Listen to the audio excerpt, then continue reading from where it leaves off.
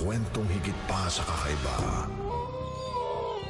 nakakakaba, mga hindi nakikita ng pangkaraniwang mata, pero nakatingin sila, hindi may paliwanag ng karaniwang kaalaman, kaya tayo na paglalaruan. Mga kwento ng kababalaghan, ibabahagi ni Benji Felipe, Kasindak-Sindak. Tuwing linggo, alas 10 hanggang alas 11 ng gabi, kung nararamdaman mo lang, dapat bang paniwalaan? Kasindak-Sindak. Sa Radyo 5, 92.3 News FM.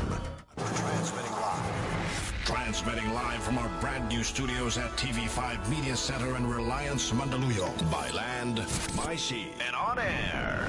Mula sa pinakabaksyong newsroom sa buong bansa. 25,000 watts. Radyo 5, 92.3 News FM. Iwanan mo na ang lumang tunog ng AM. Hindi nakikita ng pangkaraniwang mata, hindi may paliwanag ng pangkaraniwang kalaman. Nararamdaman mo lang, dapat bang paniwalaan? Magdasal na kayo. Papasok na tayo sa marim-marim na mundo. Kasindak-Sindak sa Radyo 5, 92.3 News FM.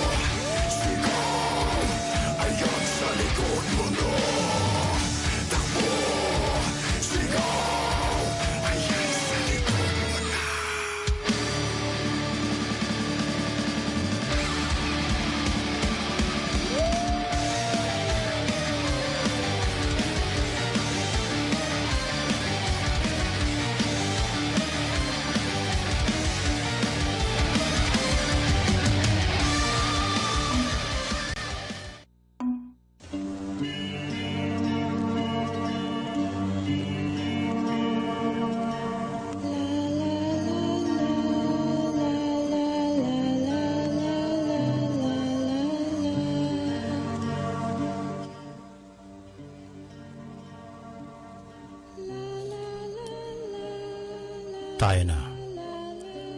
Muli tayong pumasok sa mundong hindi natin lubos na alam kung anong meron.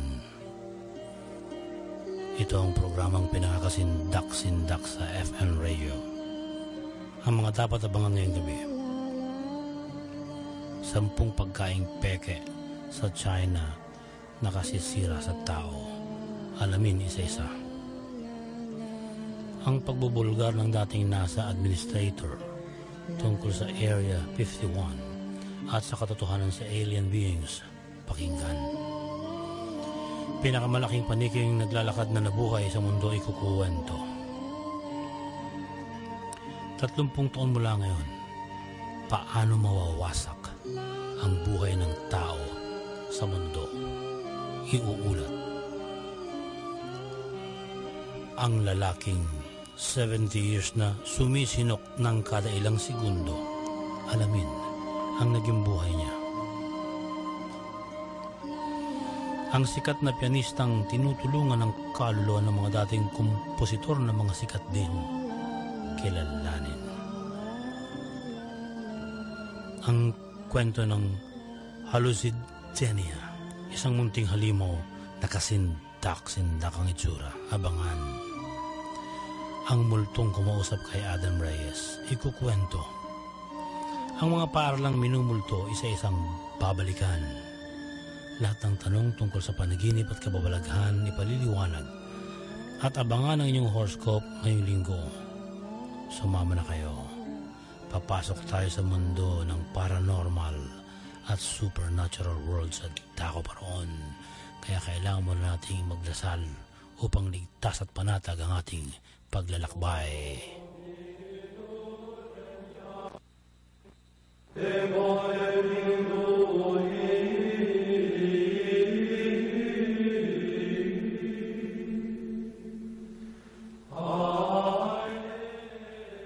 Diyos na dakila, gabayan niyo po kami.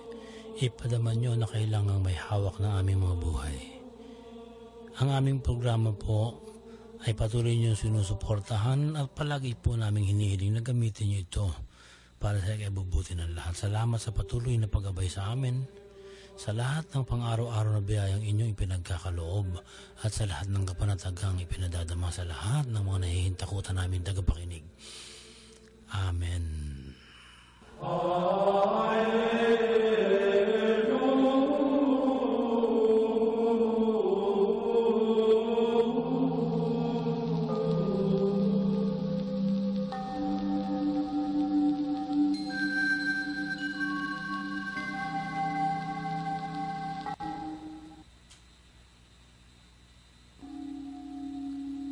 Sikat ang China sa pamamemeke ng mga gamit, kaya marami ang murang bilihin mula sa kanila. Bahala ng tao kung gusto nilang gumamit nito. Ngunit kung pagkain na ang usapan, ibang klase na dahil nalalagay sa panganib ang buhay ng tao. Narito ang 10 kasindak-sindak na pagkaing iniimbento na ngayon sa China batay sa Listburst article noong March 15, 2015. Karamihan na igawa ng mga sindikatong nagpapayaman sa kanilang bansa. Isa-isahin natin Nagawa ng China na mapeke ang bigas. Tinatawag ito ngayong plastic rice. Gawa ito sa patatas, kamote at synthetic resin na hinulmat tulad ng butil. Ang resin ay plastic at ang panganib na dulot nito ay nakasisira ng bituka. Inihahalo ito ngayon sa wuchang rice at ibinibenta ng mga Chino. Ang karne ng tupa ay mahal ang halaga. Pero sa China, nagpapalabas sila ng lasa ng mutton, isang uri ng tupa. Pero ang totoo ay karne ito ng daga o aso na hinahaluan lang ng special chemical para maglasang tupa. Ang mga chemical na ginagamit ng mga manloloko ay nitrate, gelatin at carmine. Ang tofu ay nagiging paborito na rin ng mga Pilipino. Sa China, napepeke rin ito. Pinaghahalong soy protein at harina, monosodium glutamate, pigment, yelo, no? Presto, may peking tofu na sila. Ang iba sa namimeke ay gumagamit naman ng rongalite, isa itong bleaching agent na sanhi ng cancer. Delicacy sa China ang dugo ng pato. Ang gustong kumita ng malaki, naghahalo sa dugo ng baboy o kaya dugo ng kalabaw ng formaldehyde at pinalilitaw na duck blood ito. Ang malala, may nadakip na sindikato roon na ang gamit ay dugo ng manok at hinahaluan ng jobos na pula para magmukhang dugo ng pato. 2 uri naman ng Peking honey ang gawa sa China. Ang una ay halo-halong sugar syrup, beetroot syrup at rice syrup. At ang ikalawa ay pinaghalong tubig, asukal, alum at food coloring. Pinagkakalat nila ito sa Europe at sa United States.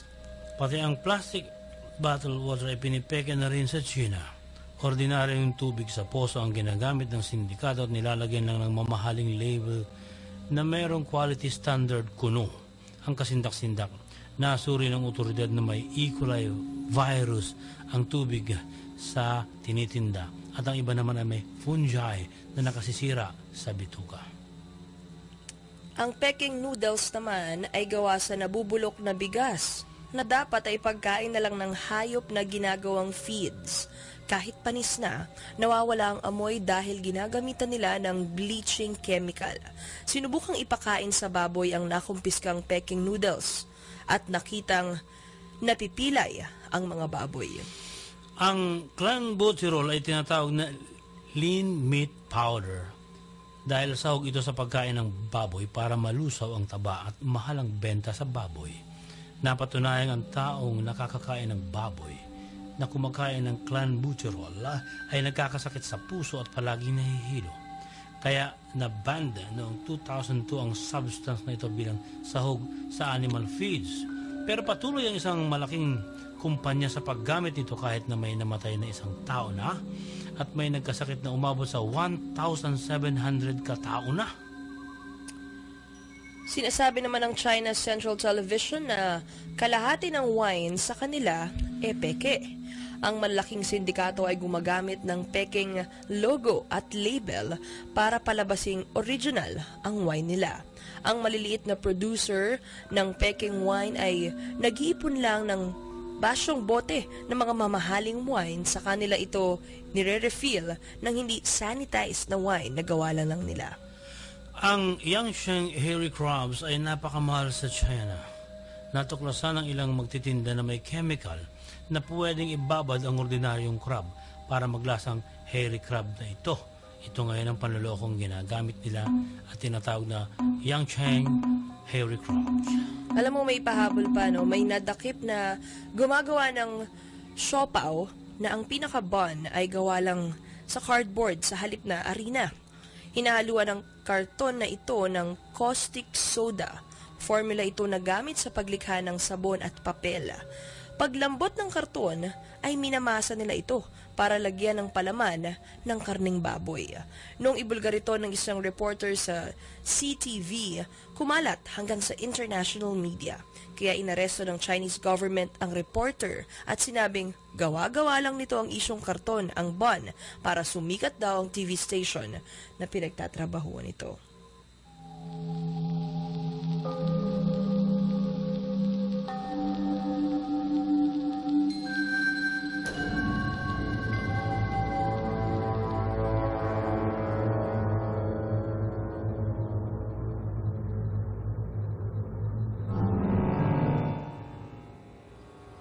Galing kami sa workshop ni Adam Reyes para sa bagong grupo ng paranormal students na nais niyang maturuan at matuto. Sa aming panangalian ay may nagtanong, paano ang dapat gawin kapag mismong multo na ang kumakausap sa iyo? Takot na takot ang babae nagtanong kasi naranasan niya na may kumakausap sa kanyang multo. Sabi ni Adam, mas mabuti ang ganoong karanasan.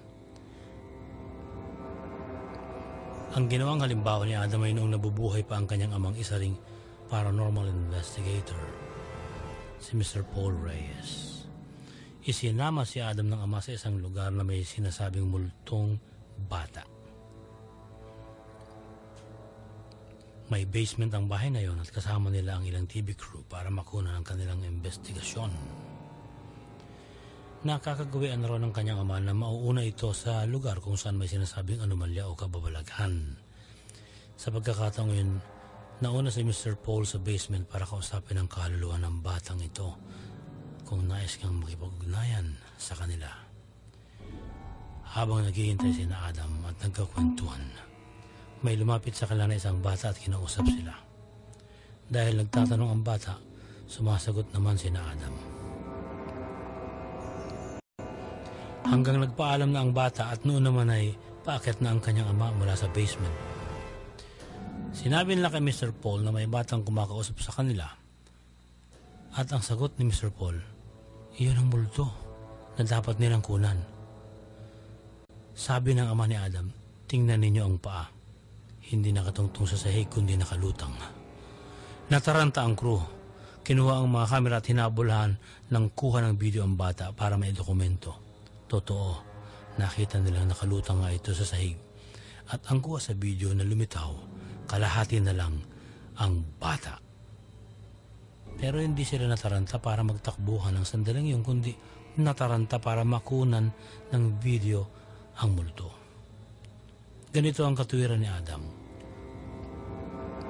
Kung may multong kumakausap sa tao, ang multo ang may problema at hindi ang tao.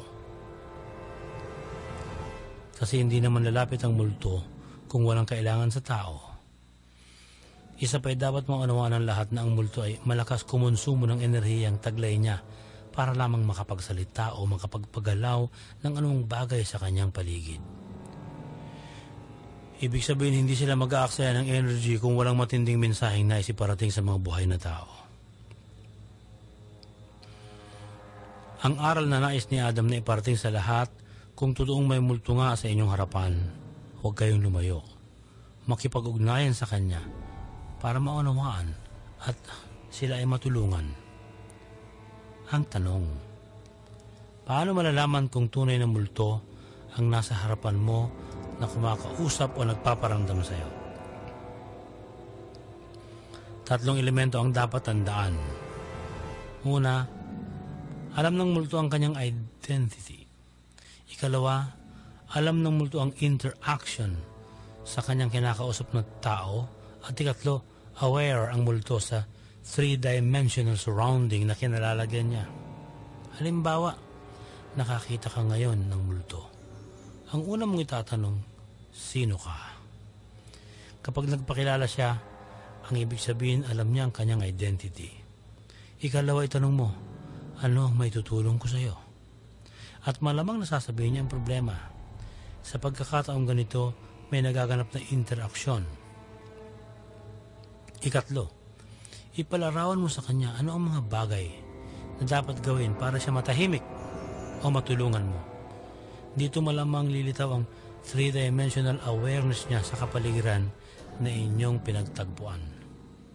Alam niyo bang napakasarap ng pakiramdam kapag tunay na multo ang inyong makakaharap dahil namamayani sa buong paligid ang aura ng pagmamahal na natural na taglay ng mga multo. Ngunit pera lang kung ang multo ay yung tinatawag na hell-bound spirits. Hindi ba, Adam? Sa susunod nating pagkakataon, pag-uusapan natin ang hell-bound spirit at ito ay ipaliliwanag ko ng mabuti sa inyo kapag nakausap ko na si Adam. Ano ang hellbound spirit? Abangan sa susunod nating pagkakataong makinig sa programang Kasintak-Sintak.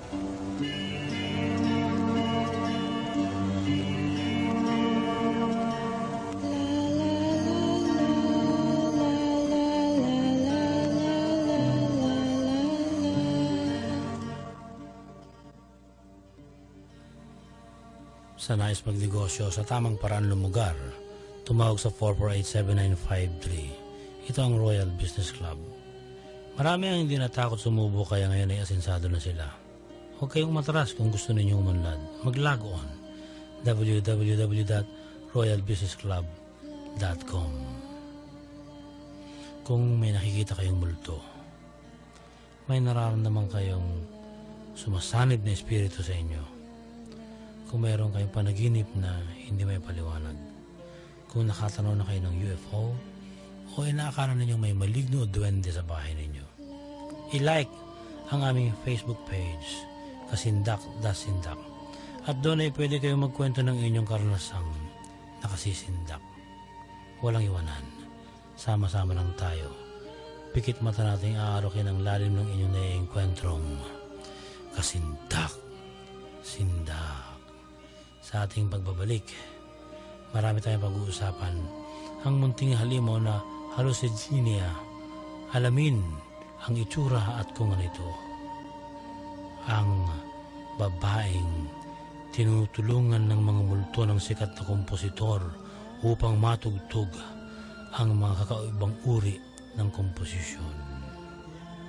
Ang lalaki na halos 70 years na sumisinok ng kung ilang ulit sa isang minuto, paano siya nabuhay? Totoo ba ang bagong pag-aaral ng Anglia Ruskin University Global Sustainability Institute na 30 years na lang ang buhay ng tao sa mundo, bakit mawawasak? Ipaliliwanag mamaya. Isang uri ng paniking naglalakad at halos kasing laki ng tao. Ikikwento sa aming pagbabalik. Diyan lamang po kayo magbabalik pa ang pinakakasindak-sindak na programa sa FM Radio. Ang oras ay 10:29 na ng gabi.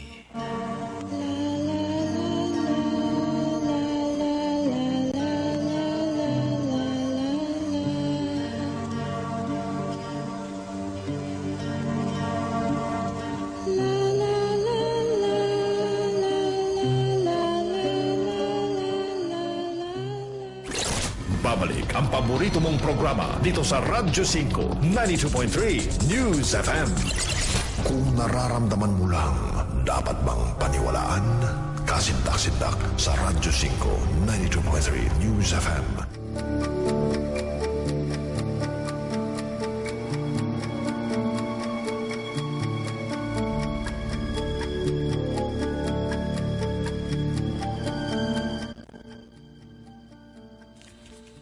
Ang iba't ibang ulat sa siyensya narito. Ano nga ba ang hallucigenia? Isa itong bagong tuklas na malahalimaw sa dagat ng binansagang ganito ng mga siyentipiko dahil sa itsurang kasindak-sindak. 508 million years old na ito na ang ulo ay parang kabute, ang katawan ay parang bulate, ang mga paa ay sa ipis at ang mga palikpik nito sa likod ay parang damo. Misteryoso pa rin ang natuklasang nilalang na ito sa Canadian Rocky Mountains noong dekada 70. Sumusukat ito ng 2 pulgada at pinandidirihan ng mga nakakakita. Ang huling pagsusuri sa nilalang na ito ay nagbunga ayon sa paleontologist na si Martin Smith mula sa University of Cambridge. Ang hallucigenia ay pinaniniwalaang nabuhay sa Cambrian period, 5,000 taon na ang nakalilipas. Ito ang panahong maraming uri ng hayop ang lumitaw sa daigdig. Ang bibig nito ay maliit at ang lalamunan ay may mumunting karayom na siyang ngumunguya sa kinakain bago lunukin. May mata ang tuktok ng ulo nito na parang kabute at ang leeg ay parang hose. Nakamamangha at nakakailang daw itong pagmasdan, sabi ng paleontologist na si John Bernard Caron. Silipin niyo po mamaya sa kasindak-sindak Facebook page natin kung ano ang itsura nito.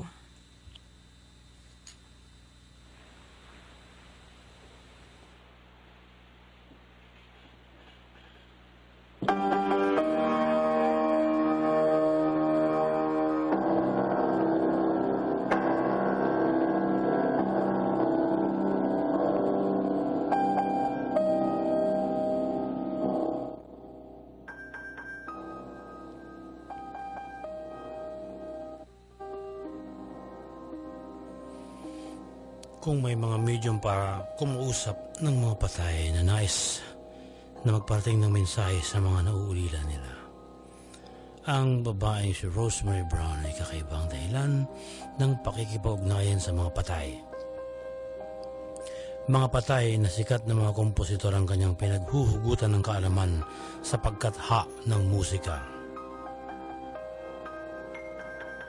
Sumikat si Rosemary noong dekada 70 bilang pianist. Napansin ng buong mundo ang husay niya sa lalaking ito. Sabi niya, kuha niya ang mga kaalaman sa mga kinakausap ng espiritu ni na Franz Liszt, Ludwig van Beethoven at Frederick Chopin. Marami ang hindi naniniwala sa kanyang kwentong ito, pero ang totoo, may mga eksperto sa musika na nagsasabing hindi pangkaraniwan ang kanyang mga katha at misteryoso nga. Ang sabi ni Peter Caton, ang ekspertong nag-aaral at interpreter ng musika ni Chopin, labis ang husay ni Rosemary kagaya ni Chopin. Sabi ni Humphrey Shirley, isang mahusay na classical composer, litaw na litaw ang tunog ni Franz Liszt sa mga huling komposisyong katha ni Rosemary. Kahit daw kasi napakahusay na kompositor na sa ngayon, ay hindi kayang basta na lamang gayahin ng halos lahat ng katha ni Franz, lalo na ang bilis ng musika nito, komento ng pianist na si Ellen Gosch.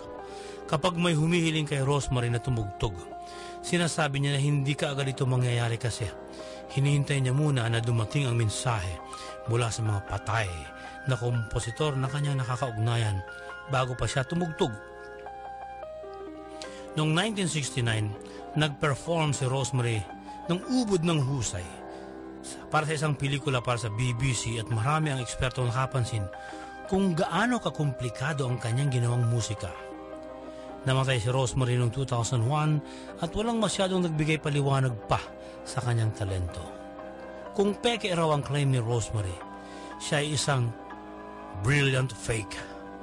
Hindi raw kayang ipeke ang Beethoven music, sabi ng composer na si Richard Rodney, katulad ng naririnig yung Beethoven music ngayon.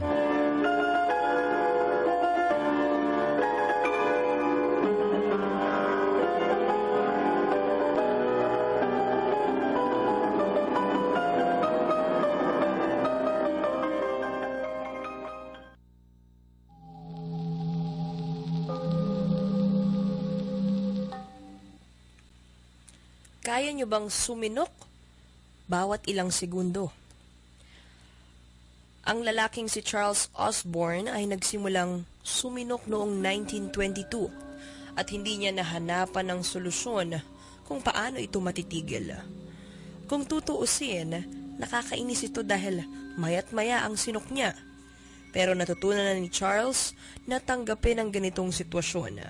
Kaya normal na sa kanya ang pagsinok kada ilang segundo hanggang umabot na siya sa edad na 70 anyos. Isinilang si Charles sa Iowa noong 1893 sa isang farm. Isang araw, habang may buhat-buhat siyang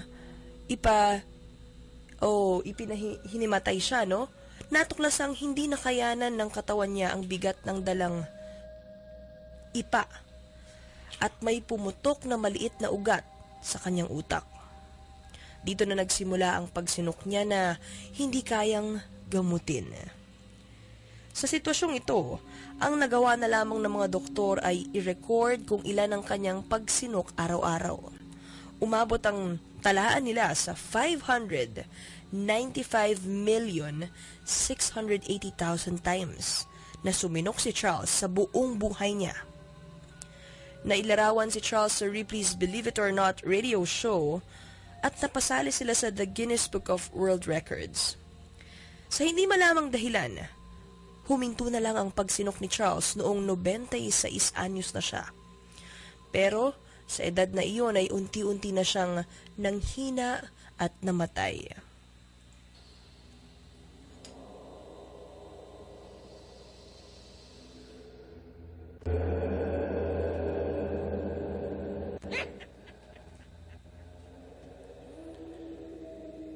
Sa darating na 30 taon pa, may isang kasindak-sindak na pangyayari magaganap sa ating daigdig. Ito ang prediksyon ng mga scientists mula sa Anglia, Ruskin University Global Sustainability Institute. At ang magdudulot ng world collapse ay ang kakulangan sa pagkain, tubig, enerhiya at mahabang kaguluhan sa politika. Binayaran ng United Kingdom at United States ang grupong ito para lubos na pag-aralan ang mga susunod na mangyayari sa pamumuhay ng tao sa mundo. Mas mabilis ang pagdami ng populasyon kumpara sa pagdami ng produksyon ng pagkain ayon sa kanilang pagsusuri. Sa taong 2050, Aabot sa 9 billion ang dami ng tao sa mundo, sabi nila. Ang solusyon na nais ng United Nations Food and Agriculture Organization. Magkaisa ang lahat ng tao sa buong mundo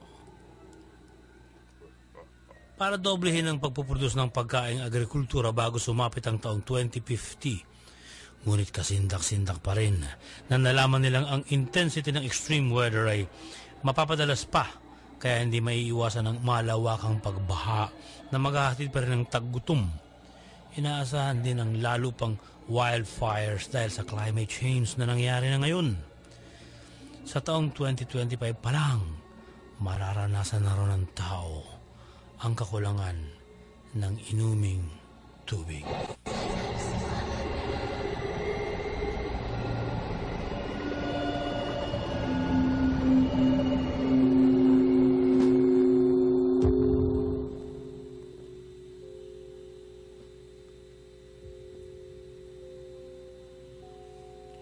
May natuklasang bagong uri ng paniki ang mga siyentipiko na ang sukat ay 3 ulit ang laki kumpara sa mga malalaking paniki na nakikita ngayon sa mundo.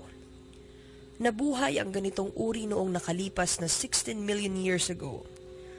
Naglalakad sila dahil parang pa rin yung mga kamay nila ay kaya 4 ang tumatapak sa lupa. Kumakain sila ng insekto, nectar, mga dahon at prutas. Nabuhay sila sa kagubatan ng New Zealand. Natuklasan nito ni Suzanne Hand mula sa University of New South Wales. Sa pag-aaral ni Hand, sinabi niyang ang laki ng sukat nito ay nagpapatunay na hindi ito madalas lumipad kundi naghahabol lang ito noon sa lupa ng mga pagkain at naghahanap ng prutas.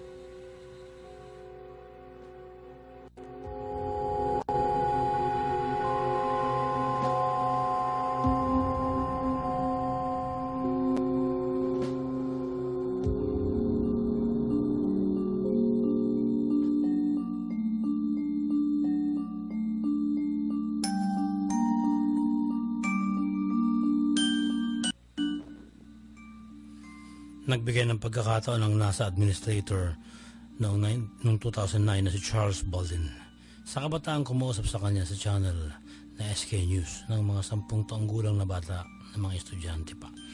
Hindi na iwasan ng dating NASA boss ang tanong ng mga bata tungkol sa alien beings. Gusto ng mga bata na sagutin sila ng tuwiran ukol sa bagay na ito.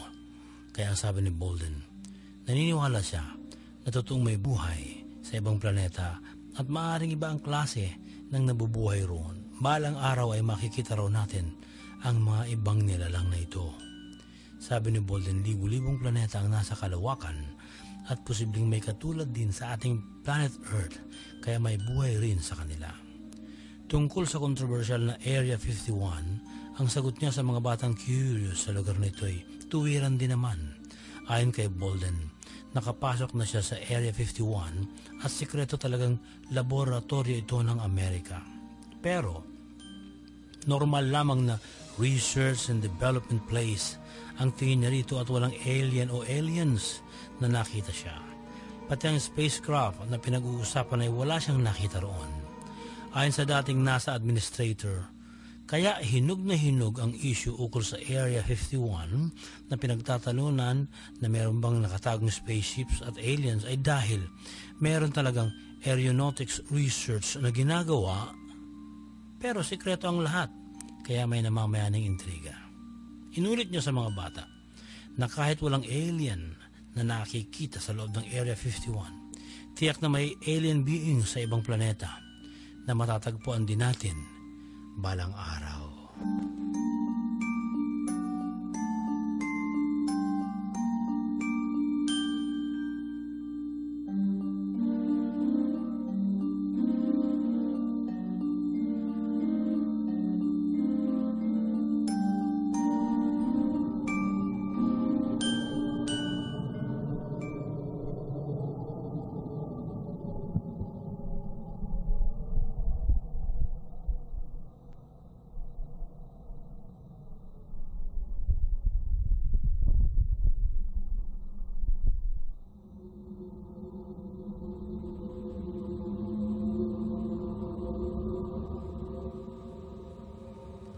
Ngayong pasukan may mga tagapakinig na gustong malaman anong mga eskwelahan ang pinamumugaran ng mga kababalaghan. May 10 paaralang kaming nahanap sa spot at page na kinatatakutan. Una, ang College of St. Bill sa Taft Avenue, Manila. Ang kwento ng mga nakakasaksi, may isang propesor sa unang araw ng klase na nag-roll call. Gusto niyang makilala ang bawat isa na magiging miyembro ng kanyang klase. Matapos niyang basahin ang lahat ng mga pangalan, may isang babae hindi tumayo. Nakaupo ito malapit sa propesor. Ang suot niya ay puting damit. Inalam niya kung meron ba itong class form at ano ang pangalan. Mula sa pagkakayuko, unti-unting umangat ang mukha ng batang babae at nakita ng propesor na masama ang titig sa kanya. Muli niyang tinanong kung meron ba siyang class form at kung ano ang kanyang pangalan. Hindi sumagot ang babae. Sa halip, tumayo ito at nang unti-unti nang lumalapit papunta sa propesor ay natigilan ng buong klase. Nagtuloy-tuloy ang babae. Papalakad, tumagos sa blackboard. Marami ang kwento tungkol sa batang nakaputi na kinatatakutan sa eskwelang ito at marahil ang pagpaparamdam ng kaluluwang ito sa harap ng buong klase at isang propesor ay patunay na naririyan lang siya. Kaya ang maraming estudyante na lumapit sa kanilang blackboard ay natatakot na. Ang chapel sa De La Salle University. Marami ang kaluluwang nakita na ang mga nagpapatotoong saksi sa La Salle Chapel. Ngunit isang babaeng estudyante ang may kasindak-sindak na karanasan. Minsan ay nag-meditate siya sa chapel.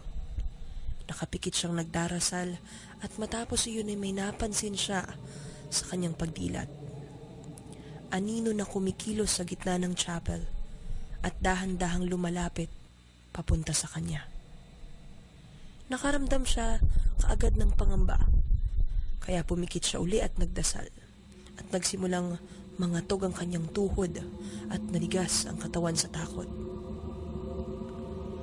Muli siyang dumilat at lalong kinilabutan. Ang anino nang makita na niya sa malapitan ay isang pari na may saksak ng bayoneta sa lalamunan at may tama ng bala sa noo. Nang mahimasmasan ng babae at nagkwento sa ilang kakilala sa paaralan, lumitaw na may posibilidad na kaluluwa nga ng pari ang nagpakita. Noong World War II, may 16 na magkakapatid ang nagtago sa chapel. May kasama silang 25 kabaryo, pero lahat sila ay natunto ng mga sundalong Hapon at sa chapel na ito ay sabay-sabay silang minasaker. Naganap ito noong February 12, 1945. Kabilang daw ang pari na kumupkop sa mga nagtago sa pinaslang ng mga Hapon.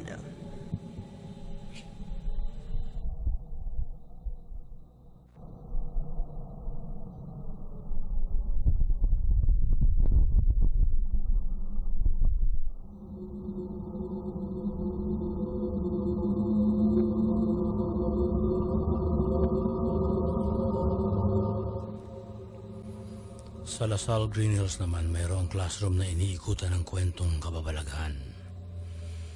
Ang isang advisor at mga estudyante nakararanas ng kakaibang pangyayari paminsan-minsan. Umiikot ang mga upuan, bigla na lang namamatay ang telebisyon, nagloloko ang computers. Dahil hindi na matagalan ng buong klase ang panggugulo sa kanila nang hinihinalang mga espiritu, nagkaisa ang lahat na maglaki ng surveillance camera para malaman kung ano nga bang meron at baka sakali mayroon silang makunan. Magdamag silang nag-aabang sa monitor ng camera. Matapos ang isang linggo lamang, nasagot ang tanong ng lahat. Sa video footage ay nakita nilang isang batang may edad na 5 taong gulang. Naghahalo kayo ng lahat ng gamit na parang may hinahanap sa classroom. At bigla itong naglaho at ilang sandali ay muling lumitaw. Ang nakamamanga, Naglalakad na ito ng patiwarik at unti-unting lumalapit sa kamera at namatay ang TV monitor nila paglapit sa lente ng bata. Nagtawag sila ng technician at walang nagawa para maibalik ang imahe. Wala namang nasaktan sa mga estudyanteng gumawa ng ghost hunting. Ang nakasisindak hanggang ngayon pala ang ibang estudyante na sumali sa ghost hunting na yan, nakararamdam pa rin ng kababalagahan sa kanilang mga buhay.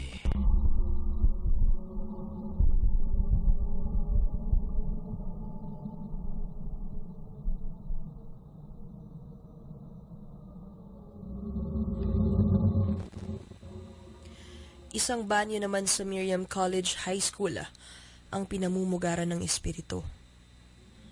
3 magkakaklase ang minsang gumamit ng banyo. Nang sila ay palabas na, may nasalubong silang kaklase na papasok naman sa banyo. Napagkasudnoan ng 3 na takutin ang nasalubong nilang kaklase. Inilak nila ang pinto at hinintay na matapos ang kaklase sa paggamit ng banyo. Naramdaman nila na may humahatak ng doorknob habang hatak-hatak din nila para huwag mabuksan. At nagsimulang sumigaw ang kaklase nila at humingi ng saklolo dahil nakulong daw siya. Ngunit hindi pa rin nila pinagbuksan, kaya umiyak ang babae sa loob. At narinig nila na ang iyak nito ay nagiging malalim na iyak na parang nanggagaling na sa ilalim ng lupa. Nagpasya silang buksan ng pinto at laking gulat nila. Wala namang nakahawak sa doorknob. Pumasok silang 3 at isa-isang binuksan ang mga cubicle ng banyo. Pero wala roon ang kaklase nila. Kaya ang 3 nagtangkang manakot ang biglang kinilabutan at nagtakbuhan sa takot. Nakarating sila sa lanay o pasilyo at nagulat na naroroon ang kaklase nila na ikinulong sa banyo. Tinanong nila ito kung paano nakalabas at sinabi ng kaklase nila na hindi naman siya nagpupunta sa banyo. Pinagpawisan ng 3 dahil napagtanto nilang ang pinaglaruan nilang inaakalang kaklase ay isa palang multo. Kaya mahalaga sa mga estudyante na palaging may kasama kapag pumapasok sa mga banyo.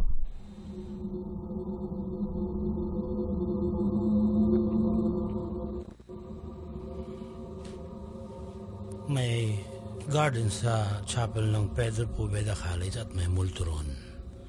Pinangalanan ng mga estudyante ang multo sa Poveda bilang si Ursula. Tunay na tao raw ito na nagpakamatay noong unang panahon at ang espiritu ay naglalagay sa Black Garden. May nagsasabi na nagbigti ang estudyanteng ito sa isang malaking puno noon at may nagsasabi naman na nagpakamatay ito sa pamamagitan ng pagpapakalunod sa isang fountain. Ano man ang uri ng kanyang kamatayan, iisa pa rin ang resulta, ang patuloy na pagmumulto ng kaluluwa ni Ursula. Kaya isang malaking problema sa mga estudyante ng Poveda ang pagtawid sa garden. Wala raw lumilingon kapag darno sila kundi dire-diretso lang sa paglalakad. Ang sino mang lumilingon ay nakakakita ng isang babae na mahaba ang buhok, makaluma ang suot na damit. Kung minsay, humahabol siya sa mga lumilingon sa Black Garden.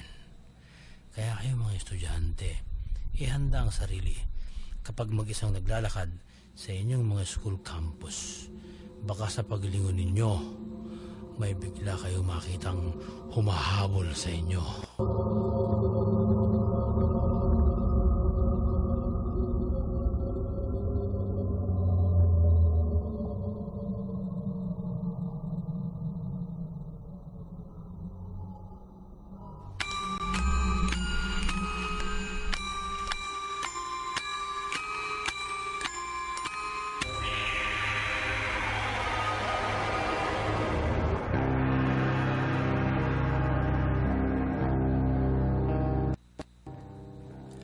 Sa nais magnegosyo, sa tamang paraan lumugar, tumawag sa 448-7953. Ito ang Royal Business Club. Marami ang di natakot sumubo kaya ngayon ay asinsado na sila. Huwag na kayong matras kung gusto ninyong munlad.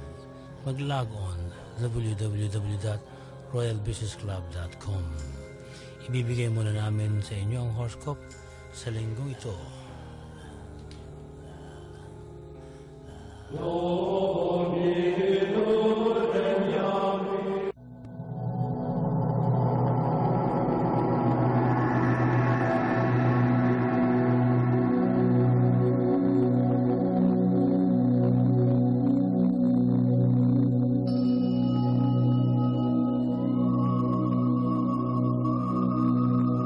Narito na ang horoscope para sa linggong ito sa Aries, March 21 hanggang April 20.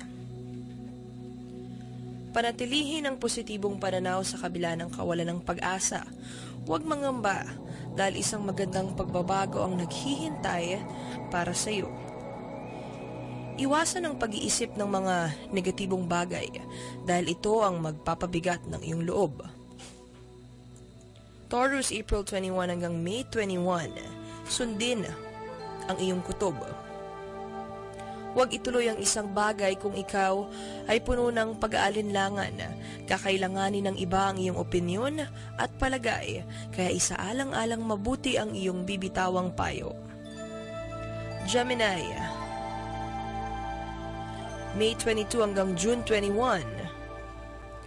Magiging emosyonal ka sa pagharap sa isang sitwasyon. Maraming bagay ang bumabagabag sa iyo kaya mainam na may pagsabihan kang pinagkakatiwalaang tao. Pakatandaang hindi mo malulutas ang isang problema kung hindi ka magkakaroon ng paninindigan. Cancer, June 22 hanggang July 22. Isang kaibigan mo ang nangangailangan ng iyong tulong, nahihiya lamang siyang magsabi sa iyo. Pinagkakatiwalaan ka ng maraming tao kaya huwag mo silang biguin sa pamamagitan ng pagtulong sa anumang paraang kaya mo. Leo, July 23 hanggang August 22. Ang iyong pagiging artistic ay higit mong magagamit sa panahong ito. Labanan lamang ang katamarang pilit kang hinihila pababa. Umiwas sa mga taong may masasamang impluwensya sa iyo. Virgo, August 23 hanggang September 23. Walang makakalampas sa iyong mapanuring mata. Malaki ang may tutulong sa iyo ng iyong pagiging metikuloso. Malalaman ng mga tao na hindi ka agad maloloko. Libra, September 24 hanggang October 23. Ito na ang tamang oras para makapagsimula. Huwag nang hintaying masaktan kang muli para matauhan. Isaalang-alang ang kalusugan, lalo na't puno ka ng stress at problema. Scorpio, October 24 hanggang November 22. Maging laging kalmado sa pagharap sa anumang problema.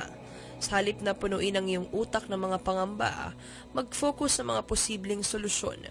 Ang minsanang pag-iyak ay hindi senyales ng kahinaan. Kakailanganin mo ito para gumaan ang iyong pakiramdam. Sagittarius, November 23 hanggang December 21, huwag malungkot kung nitong mga nagdaang araw ay hindi ka nasasamahan ng iyong mga kaibigan. May kanya-kanya rin silang pinagdaraanan. Samantalahin ang pagkakataong ito upang masanay kang kumilos ng mag-isa. Capricorn, December 22 hanggang January 20, hindi na nakatutulong ang iyong pagiging masyadong mahiyain. Nagiging hadlang ito sa iyong pag-unlad.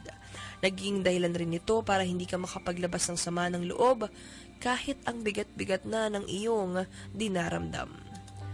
Aquarius, January 21 hanggang February 19. Doblihin ang pasensya.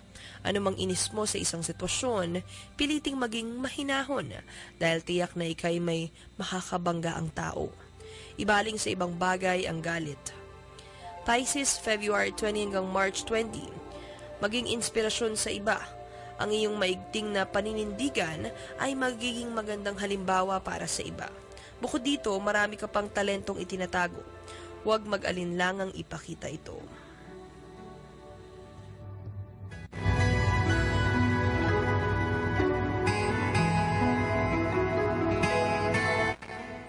Sa nais pong sundan ang aming horoscope, buksan ang aming kasindak-sindak Facebook page at doon ay kumpleto ninyong mababasa. Lalagay din namin ang mga larawang nais ninyong makita kagaya ng aming mga tinalakay kanina. Samantala, Marami tayong mga tanong na sasagutin ngayon tungkol sa panaginip at kababalaghan. Unahin natin si Linkins Jorfos. Good evening, kasindak-sindak. Paborito ko po ang inyong programa. Linggo-linggo ako nakikinig sa inyo.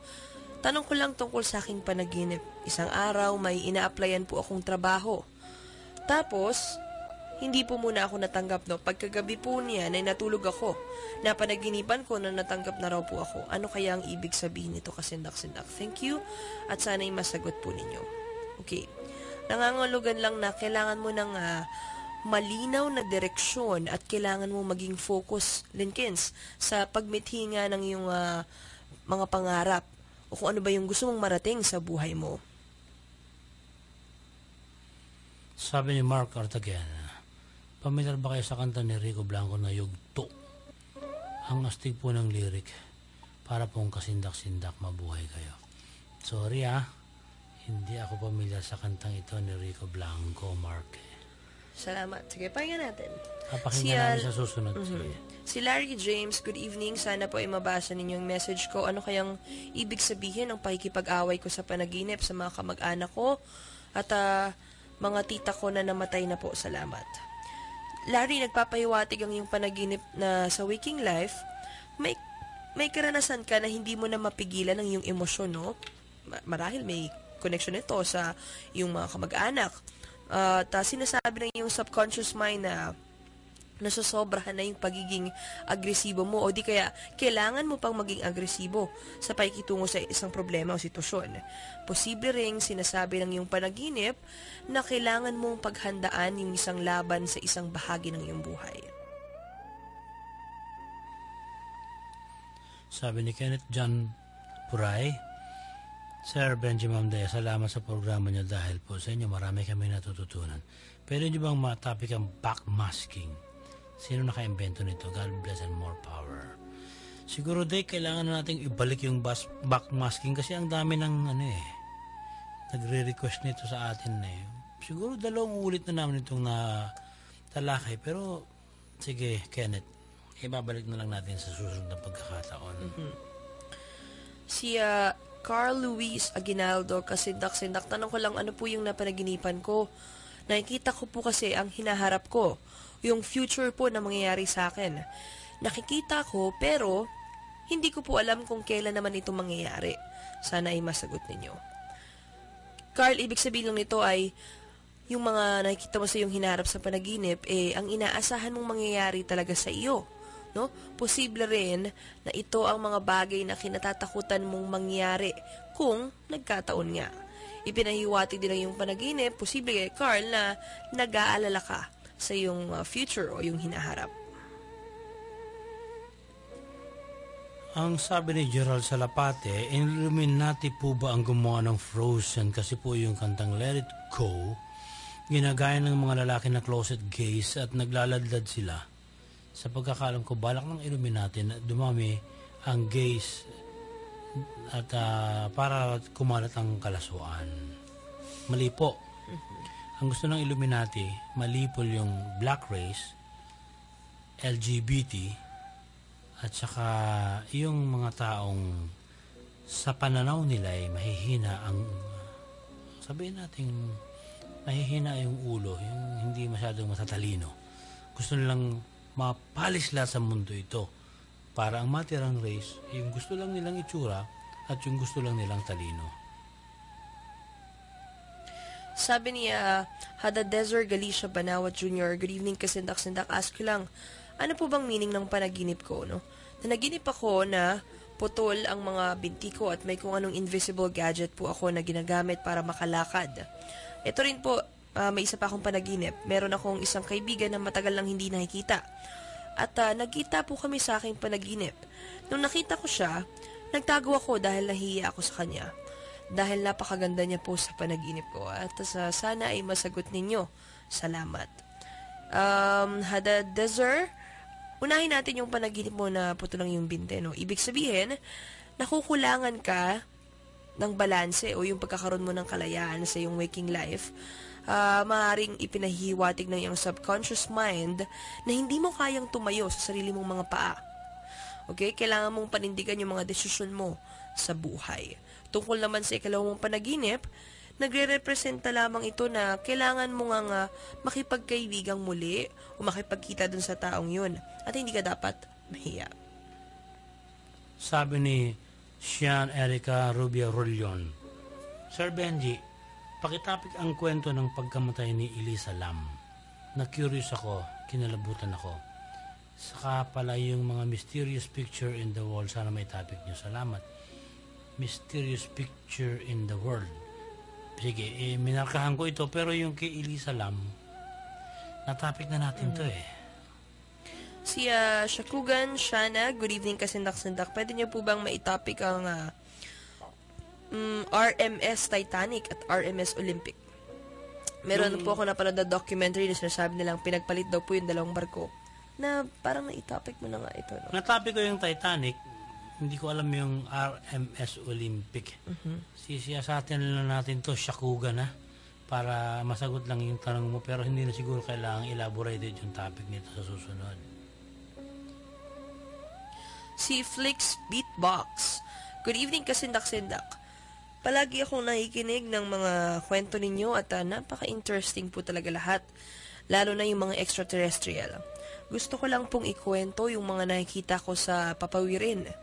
Mga bandang 2010 gabi po iyon, habang pinagmamasdan ko yung mga bituin sa taas. May isang kapansin-pansin sa paningin ko. Isang ilaw na hindi nagniningning at gumagalaw. Sinlaki lang po siya ng mga bituin sa taas. Mabagal ang paggalaw at maya-maya lamang po nawala na agad. Imposibleng bulalakaw ito kasi napakabagal nga po ng galaw niya. Hindi rin po siguro eroplano dahil sobrang taas ng lipad niya na parang tuldok ng ilaw na lang. At ilang beses ko pa po itong nakita. Iniisip ko na baka UFO yun o satellite lang. Pangalawa naman po, noong 2013, gabi rin po yun, habang nakatambay ako sa labas namin, may nakita po akong bilog na ilaw at kulay green at yellow. Sa gilid ay makikita mo po ang glow ng bolang ilaw na yun. Sa likod po niya nakabuntot na bilog na ilaw pero maliit din po. Hindi ko po alam kung ano po ba ito. Kung bulalakaw ba o UFO din. Dalawang beses ko po siyang nakita sa magkahiwalay na panahon. Maraming salamat, more power sa kasindak-sindak. Alam mo, Flix, tiyak na UFO nakita mo kasi unidentified flying object yun eh. Pero ang mungkahin namin sa susunod na makakita ka ng ganun, kunan mo ng picture o kaya kung meron kang magandang klaseng camera sa cellphone, kunan mo para madaling i-analyze ang lahat. Kasi mahirap ma-analyze yung ikaw lang ang nakita mag-isa eh. Pero definitely UFO sapagkat unidentified yung flying object na nakita mo. Sabi ni Ernesto Bayatan, pakitapik naman Sir Benji yung kanta ni John Lennon na Imagine. Parang may hidden message. Pinaghihinalaan siyang member ng Illuminati. Thanks to more power.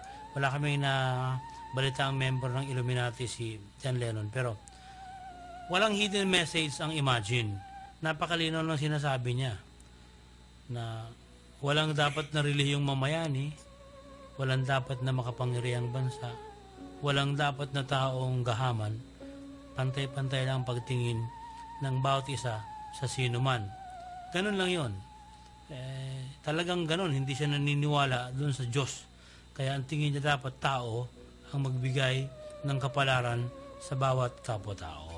Si JB Maghari, good evening. Pakitalakay po yung Monster Drink kung works of Satan po talaga o Antichrist. Monster Drink kung work of Satan. Sige. Monster Drink. Saan ba ito? Sige JB, hanapin namin narkahan ko na. Si Ken Aquino, ano po bang ibig sabihin ng panaginip ko na nagko-computer po kami ng kaibigan ko? Tapos, nangyari po sa totoong buhay. Sana ay mabasa ninyo. Thank you. Ken, posibleng na-associate na sa iyong panaginip na talagang ko-computer nga kayo ng iyong kaibigan kinabukasan, no? Kumbaga, nauuna nang isipin ng iyong subconscious mind yung mangyayari. Ang ibig mo rin bang sabihin dito, Ken, naglalaro kayo ng computer games sa panaginip? Sa isa kasing school of thought, ang ibig sabihin ng dream mo, maaaring nagre-representa ito sa sitwasyon sa iyong buhay na kailangan mong manalo at kailangan mong matalo. Sabi ni Trevor Jackson, hello, lagi ako nakikinig sa inyo linggo-linggo. Gusto kong i-share ang picture ko na may nabuong babae sa tenga ko. Hindi ako naniniwala sa multo, pero umaga ng bandang 6 or 7 a.m., kinuha niya sa likod po yan ng pinto namin. At saka sir, try niyong mag-adventure sa amin sa Catanduanes. Sabi niyo kasi hindi kayo naniniwala sa maligno. Maraming maligno sa amin. Pero hindi ko naman alam kung maligno nga o multo. Tawag sa iba't ibang nilalang na nagpapanandam at nag-i-stay sa gubat dahil hindi po sa bukid nakuha ng pang-araw-araw na pang-suporta. Yung picture na nabuo sa kanyang tenga, asan ba? Picture na nabuo sa tenga niya, tinitingnan natin.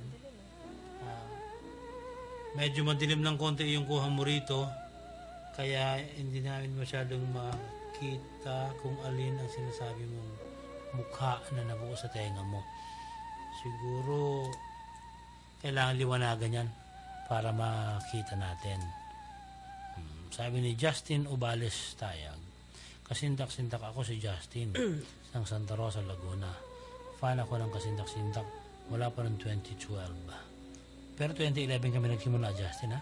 Pakitapi kung natagpuan ba ang bangkay ni Adolf Hitler. May mga issue na una, kamukha niya lang yung natagpuan na nagpakamatay. Meron pa kaming tinalakay na paksa na 1980s na namatay si Adolf Hitler sapagkat nagtago siya sa isang lugar na ang umampon sa kanya ay pare. Ganon. Meron din mga nagsasabing nakatakas lang talaga siya at hindi totoong siya yung natagpuang patay. Ang masama lang yan, nung panahon yun hindi pa naman talaga uso ang DNA testing. So, kung yung natagpuang patay ay sa panahon ngayon, baka may test na ng DNA na lilitaw. Hindi natin alam kung ano ang totoo. Ngunit ang sigurado, wala na rin si Hitler ngayon. Sa haba ng panahon, baka hindi na rin mabuhay sa ganito. No? Pwede niyong balik-balikan yung yung News 5 Everywhere kasi meron akong ginawang tungkol kay Adolf Hitler doon, ha?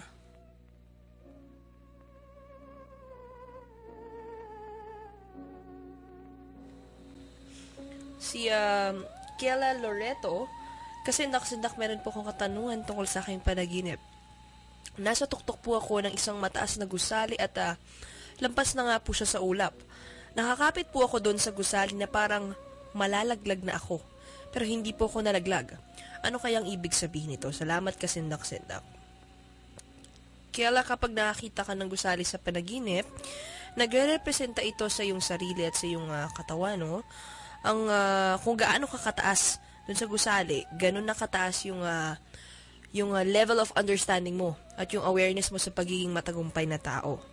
Dahil parang nalalaglag ka at nasa alanganin ka, pero pilit mo pa rin kinakapitan ng iyong paniniwala na makakamit mo ang iyong mga minimithi.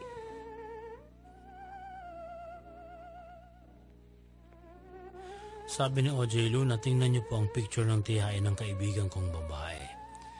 May tao sa likod na medyo mahaba ang buhok. Nakahawak sa babae yung isang kamay niya.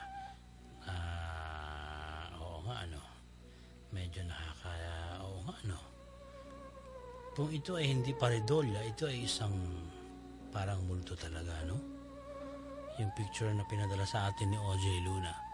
Ilalagay natin ito sa Kasindak-Sindak Facebook page. Parang hugis tao talaga na nakamasid, no? Tingnan natin. Papakita namin ito, OJ, sa lahat ng mga tagapakinig natin. Abangan nyo po sa Facebook page ng Kasindak-Sindak para kayo ang humusga kung ano ito. Pero ako kinilabutan ako, Sabi ni Andy Rodriguez, pwede bang magtanong paano mabubuksan ang third eye at paano magsara? Paano maging handa pagbukas na ito? Sana masagot. Palagi namin sinasabi dito, na bakit mabubuksan ang third eye mo? Binubuksan ito sa bansang India dahil sa isang relihiyon Gusto nilang maging malinaw ang pakikipagrelasyon nila sa kanilang sinasambang Diyos. At upang maging matalino sila, inaalam nila kung ano ang naroon sa dako pa roon. Ngunit yun, pagbubukas na nasa higher being na, no? Kung medyo binuksan nyo lang basta-basta yan, makikita ninyo yung mga mabababang uri ng mga entity na kung di kayo masisindak, mapipirwisyo kayo. Gusto mo bang palawakin ang spiritual mong pamumuhay?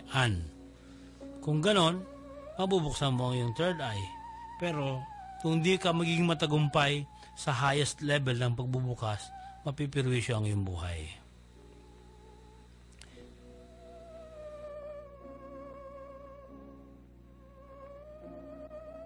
Sabi ni Gusmar Langit, totoo ba ang anghel? Kasi yung kapitbahay namin, yung anak niya, 1 taong gulang, habang ina ay nag-aasikaso sa kanya, pinabantayan, may ibang inaasikaso, pinabantayan siya sa pamangkin lalaki. No? Tapos merong gumagapang na ito papalabas, nalaglag sa hagdan, 9 na baitang. Walang tao nakakita sa pagkakalaglag. Nakita na lang namin yung bata nasa ibaba ng hagdan, umiiyak. Nung mangyari yung pagkakalaglag, nagtataka ang lahat na nakatira sa bahay dahil nung nahulog ito, wala man lang kahit na anong galos o bukol. Sabi po ng iba, sinalo ng kanyang anghel. Sana mabasa niyo, maraming salamat. Ganito yan, no? Yung ulo pala ng mga bata, kapag hindi pa lubos na adult ang bungo, may mga provision pa yan, hindi pa yan saradong-sarado. So pag nauuntog, medyo may elasticity pa, no? Nagiging flexible pa ng konti. Tapos, dahil hindi naman ninyo nakita kung paano nahulog, kahit pa 20 baitang yon, malay ninyo, nung nahulog siya, napapakapit-kapit pa siya sa baitang, kaya yung marahan niyang pagkakalaglag, hindi naman siya nagkaroon ng galos o bukol. No? Kaya hindi natin masasabi na kababalaghan nga, ina-assume lang ninyo na mataas, dapat meron siyang galos o bukol. Hindi nagkaroon ng galos at bukol dahil malamang ang nangyari dito, nahulog siya pero hindi bigla, dahan-dahan sa bawat baitang. Kaya hindi niya maaasahan magkakaroon to ng bukol. Ngunit, meron bang anghel? Sa sinuunang panahon, ang tingin ng tao, anghel ang mga bumababa sa lupa mula sa tinatawag nilang bituin. Pero actually, yung nakikita nilang bituin na papababa, yun yung apoy ng spacecraft. At yung mga inakala nilang anghel na may pakpak, yun yung mga alien beings. Iyan ay batay sa kaisipang ipinakalat ni Erich von Däniken mula sa kanyang aklat na The Chariots of the Gods. Sabi ni Cesar Bumanglag de la Cruz, pakitalakay naman yung sirena na nahuli sa Northern Ireland noong AD 558. Tingnan natin kung mahuhugot natin ang file nito nang mapag-usapan natin, Cesar. Sabi ni John Wade Pellejo, 28 years old na ako ngayon. Naalala ko noong ako ay 3 years old pa lang na may malay na. Nananaginip ako ng maraming tangke, eroplano. Naiisip ko na baka isa akong sundalo noong nakaraang buhay. Alam mo, John Wayne, ang nire-representa ng panaginip mo yung abilidad para pangunahan ng desisyon at ang mga paraan ng iyong pag-iisip sa waking life, no? Siguro meron kang karakteristik na medyo malakas ang loob mo. Kaya ang mga mangyayari ay kaya mong pag-aralan at pangunahan. Yun lang ang sinasabi ng iyong subconscious mind.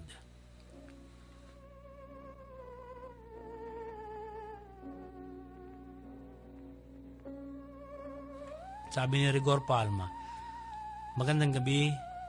2 buwan na ako nakikinig sa programa nyo. Tatanong ko kung anong ibig sabihin ng namatay ang tatay ko. Tapos, tinignan ko siya at umiyak ako at tinawag ko po ang Diyos. Anong ibig? Teka, panaginip ba ito? Sabi niya, magandang gabi, 2 buwan na ako nakikinig. Tatanong ko lang kung ano ang ibig sabihin na namatay ang tatay ko tapos tiningnan ko siya at umiyak ako at tinawag ko ang Diyos.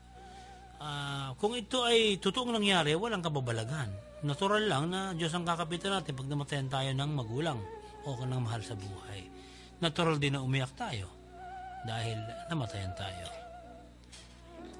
Kung panaginip naman ito, Rigor, no, ibig sabihin lang na-associate lang yung emosyon mo dun sa pagkamismo dun sa ama mo na namatay. So, parang ang epekto nung damdamin, no, inilalabas ng subconscious mind habang natutulog ka dahil meron kang lungkot na nadarama. Sabi ni Seres, kasindak-sindak bagong listener ako sa Davao ako nakatira. January nung nalaman ko na may programa kayo. Ang tatanong ko, ano po ba ang pananaw ng kasindak-sindak sa usapin tungkol sa Bangsamoro Basic Law? Kasi sa tingin ko parang another set of corrupt official po ito. Gusto ko sanang malaman kung dapat bangsang ayon o hindi. Napakalalim ng tanong mo. Handa ba kayong makinig? Ang bansang Malaysia ay nais na panghawakan at patuloy na panghawakan ng Sabah. Sa kasaysayan, ang Sabah ay pag-aari ng Sulu, Sultanate of Sulu. Sa kasaysayan din, ang Sultanate of Sulu ay ipinagkaloob ang sovereignty ng kanilang mga tao at ng kanilang mga lupa sa bandila ng Pilipinas. Sa makatuwid, may karapatan tayong ariin ang Sabah at ang Sulu Peninsula. Ngayon, dahil sa nagkaroon ng parang list, kumbaga pinauupahan yan, nakita ngayon ng Malaysia na maraming mga makukuhang langis, magpapayaman sa kanilang bansa. Pinipilit nila ngayong ariin na lang. Sa panahon ni President Macapagal, yung tatay ni President Gloria, si Dado, iniapila nila sa International Court sa UN na dapat ito pag-usapang mabuti kung sino may-ari. Ayaw humarap ng Malaysia dahil wala naman silang karapatan. Kung nagbabayad ka ng upa, hindi mo pag-aari. Ang ginawa ng Malaysia, dahil pabaya ang Pilipinas, bumabagsak ang bansa natin, yung mayaman ng bansa nila, nag-create na lang sila ng trouble sa pamamagitan ng pagsusupply ng armas sa mga secessionist group doon. No? Ang una, si Misware, sinasabi na ito gustong gamitin ng Malaysia para doon sa Moro National Liberation Front. Pero kalaunan, dahil gusto ni Misware na talaga magkaroon ng Bangsamoro na walang hawak na karapatan ng sinumang bansa, inilaglag si Misware ng Malaysia at naitayo ngayon ang MILF, Moro Islamic Liberation Front, sa pamamagitan naman ng namatay ng si Hashim Salamat.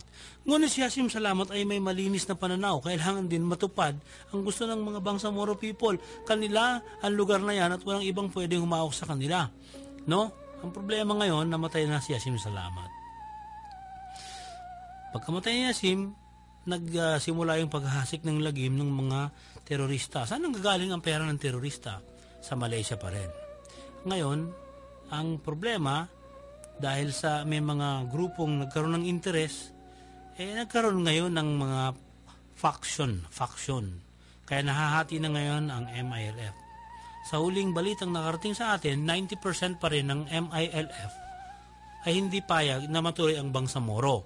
At ang source ko dito, kausap ko lang ng 1 linggo, ay isang may mataas na katungkulan sa Sultanate of Sulu. At ang sinasabi niya, may malaking problema sapagkat kahit matuloy ang Bangsamoro, ang lupa na ipagkakaloob sa MILF na pwedeng kunin anumang oras ng Malaysia government at magdeklara ng Islamic State ay lupa na tinutungtungan ng mga Kristiyano kabilang ang Ilaga na matatapang, ay lupa na tinutungtungan ng mga nasa Palawan, ay lupa na tinutungtungan ng southernmost part of Surigao, lupa na tinutungtungan ng mga taga-Basilan, lupa na tinutungtungan ng mga nasa Sulu. Kung dahil lang sa tinatawag nilang tribal pride, lahat sila ay armado ngayon, At hindi maaaring kahit na mapasa ang BBL, ibibigay nila ang lupa nila, gigibayin ng mga bahay nila at aalis sila. Lalaban sila hanggang sa kamatayan, kaya magkakaroon ng gulo. Ngayon, sa mas malalim na pananaw, pinagtatalunan ang Bangsamoro Basic Law. Naisahan tayong lahat. Meron na palang Comprehensive Agreement on Bangsamoro CAB. Ito ngayon ang inihahabol ng PhilConsa, Philippine Constitution Association sa Supreme Court. Kahit pala magkaroon ng Bangsamoro Basic Law o hindi, meron na palang napirmahan na hindi pinaalam sa taong bayan, ang CAB. Ang nilalaman ng CAB, kayo na lang po ang tumuklas. Baka atakihin pa kayo sa puso sa galit. Sapagkat ito ay parang pagkakanulo pa rin sa ibang bahagi ng lupain ng bansang Pilipinas. Kaya ang Bangsamoro na pinagtatalunan ngayon, pampagulo lang ito eh. Dapat balikan natin yung ugat. Ano ang nilalaman ng Comprehensive Agreement on Bangsamoro? At dito, dapat mapigil ang lahat. Ayan po ang sagot ko sa tanong ninyo. Pasensya na kayo, hindi ito kasama sa programang paranormal, pero tama ka, SARS. Kasindak-sindak ang mangyayari sa ating bansa. Dahil pag natuloy ang Bangsamoro, aaklas ang 90% ng MILF kasama ang Ilaga, kasama yung mga taga Sulu na Tausog at ibang mga taga Basilan. Pag hindi naman niya natuloy, sabi ng MILF sa pamamagitan ni Iqbal at Murad, aaklas din sila. Hindi natin alam kung kaya ba nilang umaklas. Pero alalahanin ninyo, ang isinurrender nilang armas, 75 lang. Ibig sabihin, yung tunay na malalakas nilang armas, hawak pa rin nila. Sapagkat pag hindi natuloy ang pagsasabatas ng BBL, baka gagamitin nila yung mga hindi nila sinurrender na armas para manggulo pa rin sa ating bayan. Napakakasindak-sindak ng mga susunod na pangyayari. Antabayanan po natin at maghanda tayo palagi. Dahil sa tanong mong yan, naubos ang aming oras, ngunit mabuti na rin na ipaliwanag natin sa abot ng ating makakaya. Maraming salamat sa pakikinig ng mga kaibigan natin, si Miss Ana Manansala, si Harold, si Heidi at si Jedon Bangit, ang Bandang Plitora at si Perdi Gomez, si Paring Budyo at Maring Mer sa Mulawi, nakikinig yan, si Igme Mendoza, si Mark Christian Madari at saka si Cesar at ang kanyang pamilya nakikinig palagi, no? Si Cesar yung mahilig na magmasahe sa atin dito pag tayo may mga masakit na kalamnan. Salamat, Cesar. Gusto ko ring banggitin na mayroong masarap na bulaluhan sa may mahogany, no? Tapang bulalo ang sinasabing specialty nila. Tingnan natin kung gaano kasarap ito. Pag nabigyan tayo ng pagkakataon ay pupuntahan natin ito. Sa ngalan ng mga kasama natin, si Edson Santelices, si Dea Recacho, si Jerjen Miliana, si Jessica David, si Nia Bugarin, si Benji Felipe po, nagsasabing hanggang sa susunod na kasindak-sindak na linggong muli sa ating lahat. Pagpapalain tayo ng Panginoon kung patuloy tayong magdarasal.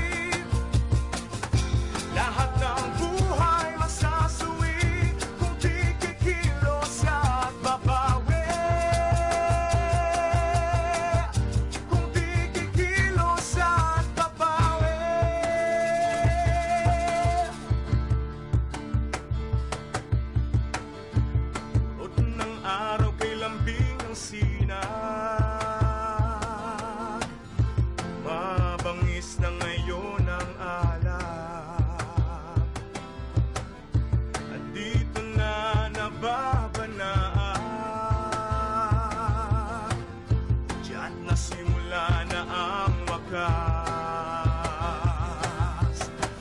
Mga sanggol pang niluluwal, mga bangkay na itatanghal sa daigdig ng mga buhay. Nadaig pa ang mga patay, nakikialam pa tayo sa ganda, na ang bulong may halong panganib. Sumisingasing na ang ulan, nagkanggalit na ang bulkan, nagpupuyo sa buhawi. Lahat ng buhay masasuwi kung di kikilos at babawi. Kung di kikilos at babawi.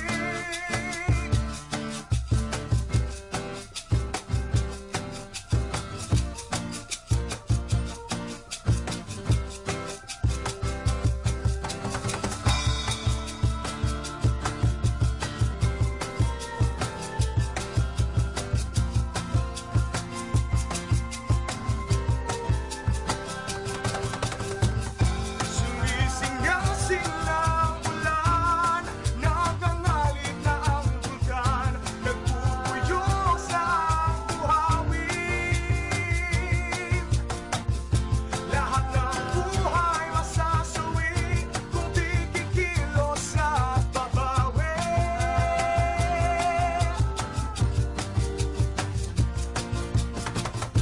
Sumisingasing na ang ulan, nagangalit na ang bulkan, nagpupuyo sa buhawin. Lahat ng buhay masasuwi kung di kikilos at babawi.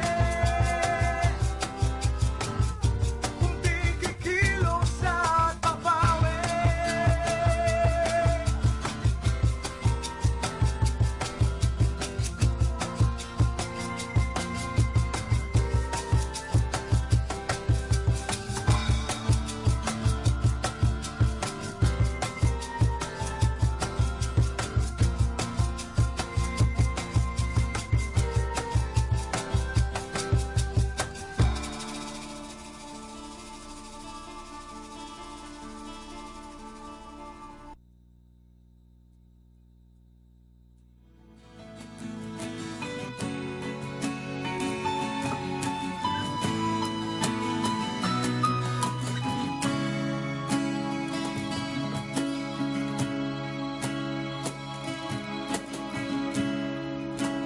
Kanyang tsinelas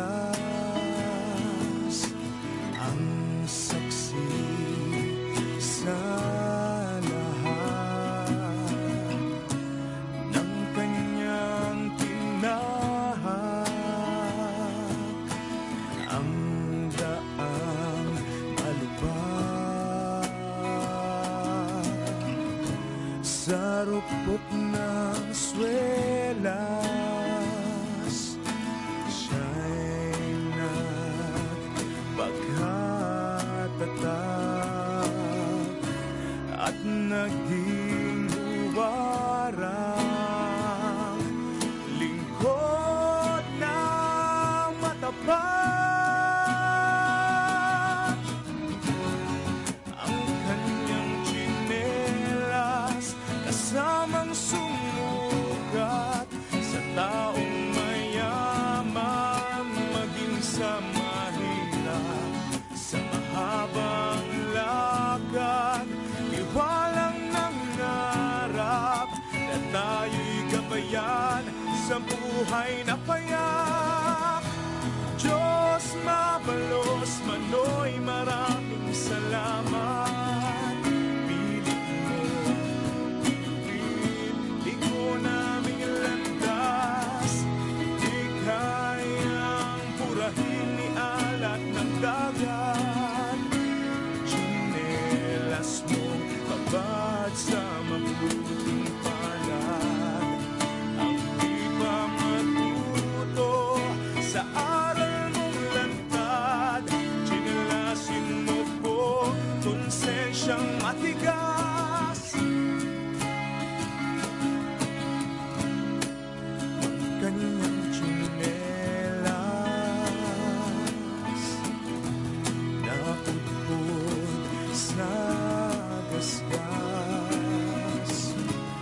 sa walang sinayang, sa pagtat ng oras, habang nakaibigan sa baitang ng bukas, hinayang makyat at Diyos ang may basbas. Ang kanyang tsinelas tuluyang nabutas, tulad ng buhay niyang maagang nagwakas. Kapwa-tao nawa'y magising mamulat, dakila niyang yapak, sundan bawat apak.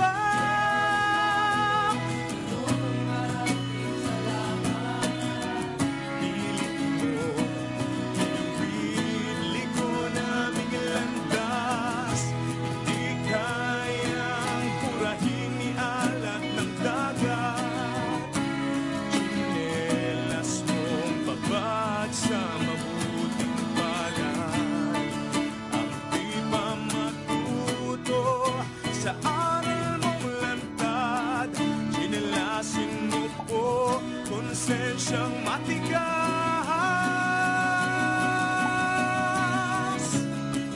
Diyos mabalos, Manoy maraming salamat.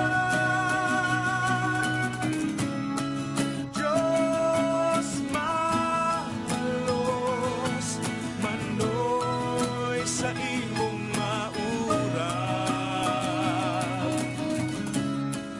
Diyos mabalos, Manoy maraming salamat. Diyos mabalos, Manoy sa dalan